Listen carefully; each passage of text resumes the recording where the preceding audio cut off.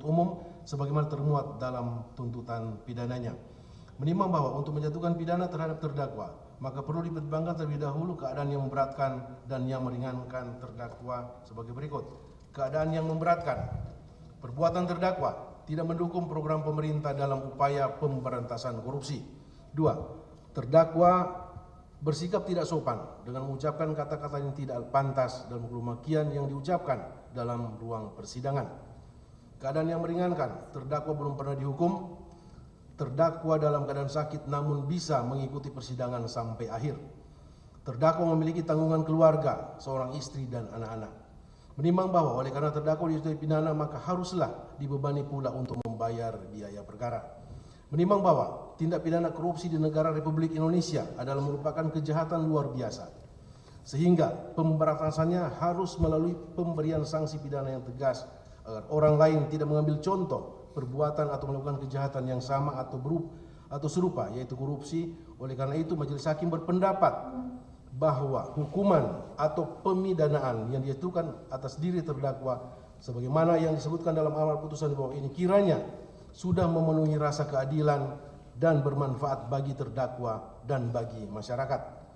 Memperhatikan ketentuan pasal 12 huruf A kecil Undang-Undang Republik Indonesia Nomor 31 Tahun 1999 tentang pemberantasan tindak pidana korupsi, junto Undang-Undang Nomor 20 Tahun 2001 tentang perubahan atas Undang-Undang Nomor 31 Tahun 1999 tentang pemberantasan tindak pidana korupsi, junto pasal 55 ayat 1 ke 1 KUH pidana, junto pasal 65 ayat 1 Kitab Hukum Pidana, dan pasal 12B besar Undang-Undang Nomor 31 Tahun 1999 tentang pemberantasan tindak pidana korupsi, junto Undang-Undang Nomor 20 Tahun 2001 tentang perubahan atas Undang-Undang Nomor 31 Tahun 1999 tentang pemberantasan tindak pidana korupsi, Undang-Undang Nomor 46 Tahun 2009 tentang Pengadilan Tindak Pidana Korupsi, dan Undang-Undang Nomor 8 Tahun 1981 tentang Hukum Acara Pidana, serta peraturan perundang-undangan lain yang bersangkutan. Mengadili: 1. Menyatakan terdakwa Lukas NMB tersebut di atas telah terbukti secara sah dan meyakinkan menurut hukum bersalah melakukan tindak pidana korupsi secara bersama-sama dan gratifikasi sebagaimana dalam dakwaan ke-1 pertama dan dakwaan kedua penuntut umum.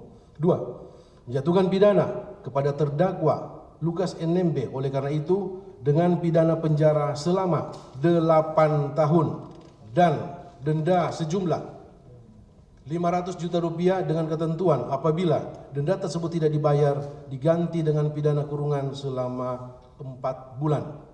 Menghukum terdakwa untuk membayar uang pengganti sejumlah 19.090.793.900 rupiah paling lama dalam waktu 1 bulan sesudah putusan ini berkekuatan hukum tetap. Jika tidak membayar, maka harta bendanya disita dan dilelang oleh jaksa untuk menutupi uang pengganti tersebut dengan ketentuan apabila terpidana tidak mempunyai harta benda yang mencukupi, maka dipidana dengan pidana penjara selama 2 tahun.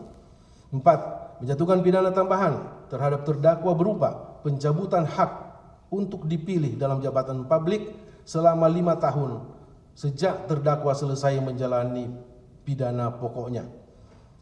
5. Menetapkan masa penangkapan dan penahanan yang dijalani oleh terdakwa dikurangkan seluruhnya dari pidana yang dijatuhkan. 6. Menetapkan terdakwa tetap berada dalam tahanan. 7. Menetapkan barang bukti berupa barang bukti nomor urut 1 sampai dengan nomor urut 721 dikembalikan kepada penuntut umum untuk dipergunakan dalam perkara lain. Barang bukti nomor urut 722 sampai dengan nomor urut 723 dikembalikan kepada yang paling berhak, yaitu saksi Riyatono Laka. Barang bukti nomor urut 724 sampai dengan nomor urut 1024 dikembalikan kepada penuntut umum untuk dipergunakan dalam perkara lain. Membebani terdakwa untuk membayar biaya perkara sejumlah Rp7.500. Demikian diputuskan dalam rapat pemusatan Majelis Hakim Pengadilan Tindak Pidana Korupsi pada Pengadilan Negeri Jakarta Pusat pada hari Rabu tanggal 4 Oktober 2023 oleh kami, Rianto Adam Ponto, SHMHUM sebagai Hakim Ketua, Denny Arsan Fatrika SMH, dan Hakim ad hoc Ali Muhtarom SMH, masing-masing sebagai hakim anggota.